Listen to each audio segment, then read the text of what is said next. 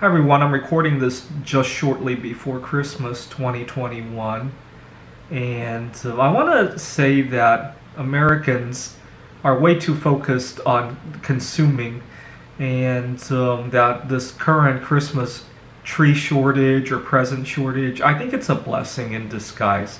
I'm going to talk a little bit about my family and why I've been resisting the temptation to talk to my family until after Christmas. I need a break from all of this drama. Now, early on in the pandemic, my mom and I were discussing a few things, and we talked about, we were talking about what restaurants we were ordering from, and at the time, even though restaurants were only pickup or delivery, I usually prefer to go to the restaurant to pick up. I wasn't having a whole lot of social connections at the time, and I thought the slow pace of the restaurant with nobody in the waiting room would be a great chance for me to practice saying hello. Obviously, we couldn't stay there and talk for 2-3 hours, but I could say hello, and I thought that was a good stepping stone.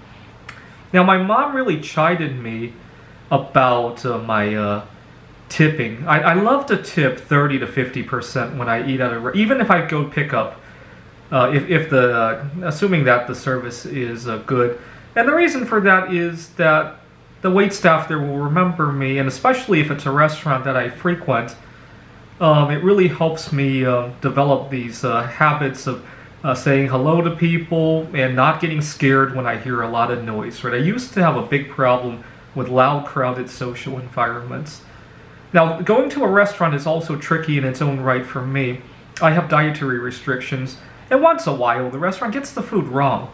And I gotta point that out. And you can imagine, as somebody with social anxiety, I also have high-functioning autism, that can be tricky for me. But I love it, because the stakes are low there. It's not a workplace where if I mess up, that might ruin my career. It's not somewhere where there's life or death going on, right? It's not like going to a riot or going to a crowded ball game where the wrong move could put your health in jeopardy, right? And I get to practice okay, so I tip 30 to 50%, but these people will remember me and it'll give me a great place to go practice. Let's face it, we all pay good money for all sorts of education. I think social education like that is just as important. And let's face it, since the beginning of the pandemic, I've eaten out quite a bit. I've tipped 30 to 50%, and I still accumulated another 2,000 ounces of silver. It's not like I'm going broke doing it, but my mom gets very upset. And she also got very upset about a couple of my colleagues and a couple of my clients that I do tutoring, that they were taking advantage of me. She wanted me to get rid of a number of clients, but you know what?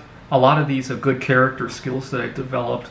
I owe that to the hundreds and hundreds of clients that I got because they might have taken advantage of me. And I still have 2,000 ounces of silver to show for it.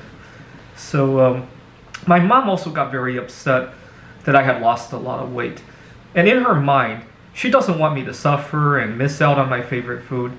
Mind you, I've had the best time of my life writing a number of computer games, meeting people, getting exercise, walking, traveling to the Rocky Mountains. So in her mind, food is the only way to enjoy yourself? Really? I feel sorry for her. It shouldn't be the other way around.